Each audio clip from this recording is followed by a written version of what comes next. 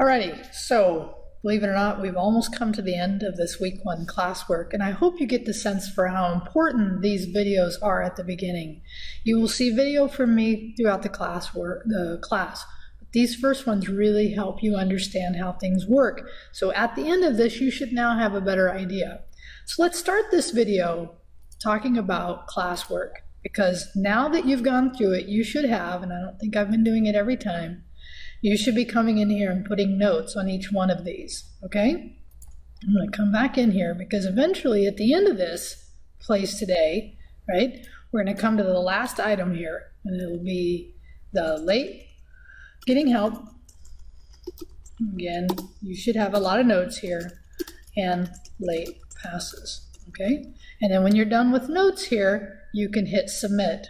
Now, question, what will happen when you hit submit on classwork, right? I know we're not ready, but I want to show you anyway. So on classwork, when you hit submit, right, and you go to my grade, then what you see is what you should be used to by now. You should see a needs grading. That means I need to go in and grade it. But let's talk about, just for a second here, let's say you submitted it before you were ready by accident. What you could do is do it again. So come back into classwork, come back into your week 1.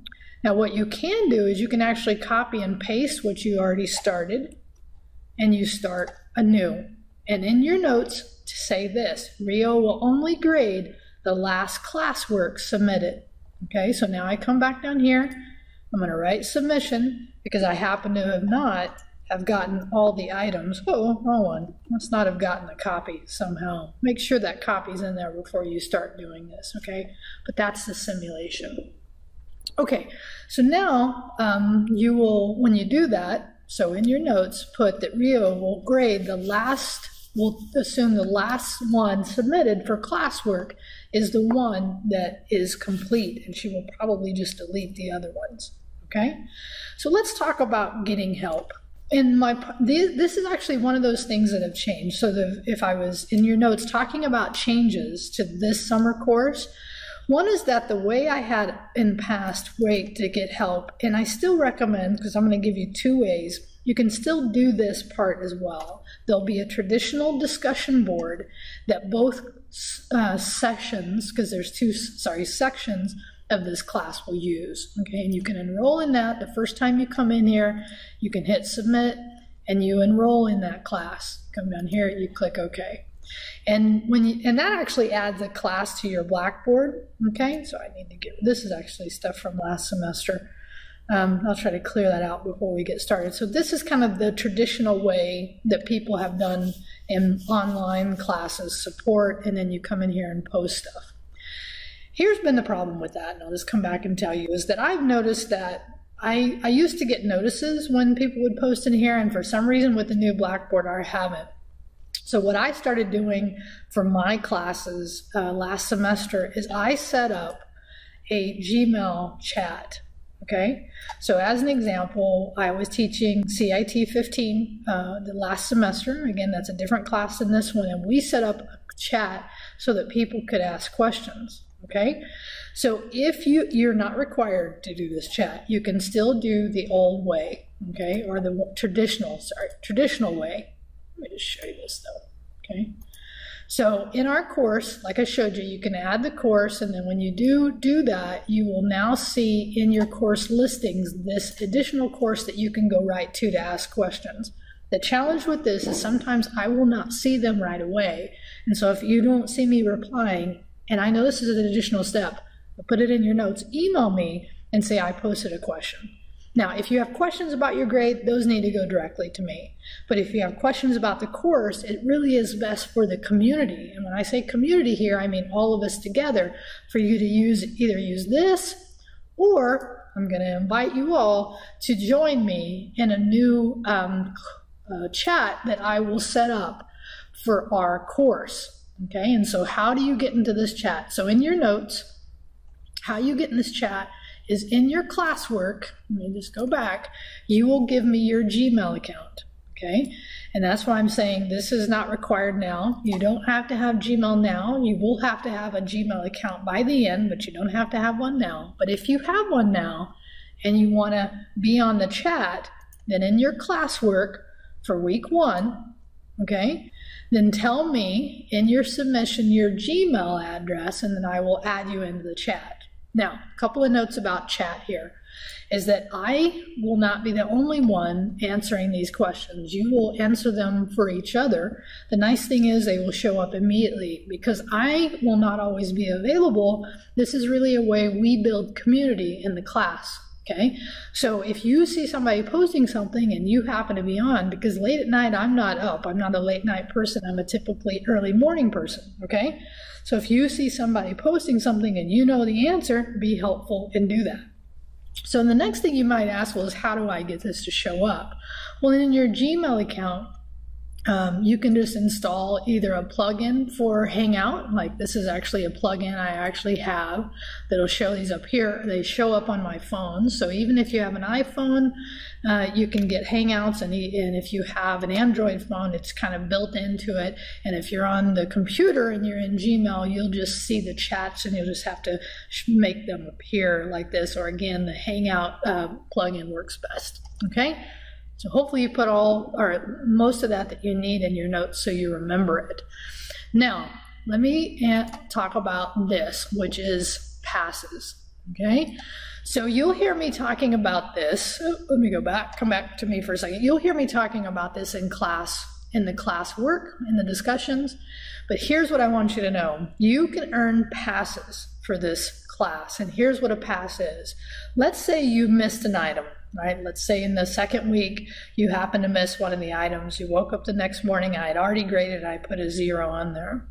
If you have a pass, you can ask me the late grade with no points removed, because normally when you submit something late, you get 25% off that item. So if the item is worth 100 points, you submit it late, you'll only get 75% unless you have a pass. Okay, so in your notes, late work is discounted 25%. Normally, just when you submit it, I will grade it, but it will be discounted 25%. If you have a pass, now let's talk about how you earn passes, okay? So there's a couple of ways. In hands-on, I will have talked about how you can get a pass. In hands-on, the print screen, I give you an option to do a mobile print screen, okay? In addition to your desktop. You can get a pass by doing that. In some of the classwork, I talk about ways to get a pass.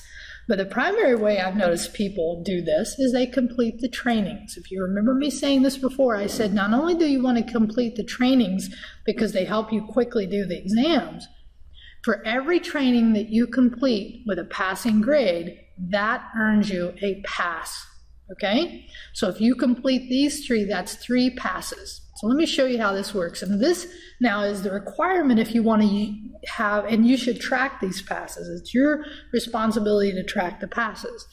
So I'm going to put, and by the way, here's how I did this. You can do this in Google, or you can do this in your OneDrive as you go in and create a new Excel file, and I've just done it here. And then you would share it. And in this case, so in your notes, if you're using Excel online, you would have to use this email so I could update it, okay? So let me just go back here. Okay, so that would be Excel through OneDrive. The one I'm showing here is Google Drive, and I've actually completed the fields that you need, right? In this case, item completed. So as an example, let's say you completed Word Chapter 1 training. Proof would be, gave me a print screen of the link, or somehow prove that you did it, okay? Because remember, and you should say to yourself, trainings don't get updated in Blackboard, so you have to show me that you've completed them somehow. The late work you might want to apply this to might be like Chapter 2 Word exam, you did it late. And then here's where I would go in and then put notes, right? Saying, yes, I've updated your points or whatever it is. So in either case, whether you're using, again, Excel Online to OneDrive, so your campus email, or Gmail, either way, you have to share them. So put to share it with me. So the difference is when I showed you sharing and hands-on, that was making it shareable. This, you would only share with me. And so know that the difference between those two, I probably recommend using Gmail just because I think it's a better system for this and it works really well. And it's good for you to know how to use this stuff anyway. I'm going to get out of here. Okay.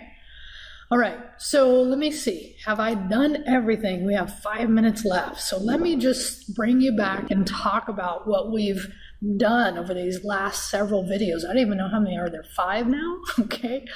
So this first classwork is going to be longer than your other classworks, but I hope you get the feeling and understanding for how important this is to understand the way this class works. Because if you start on a good foot, I almost guarantee you stay focused, you're going to end on a good foot in this class. Now, understanding how things work, understanding how to get help, right?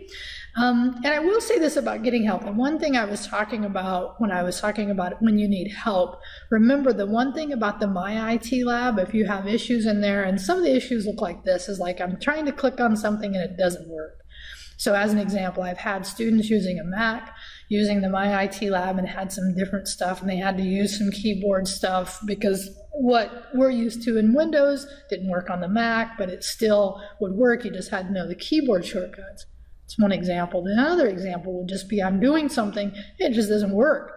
So you would contact them and they would help you figure that out because I'm not your first line of support from My IT Lab.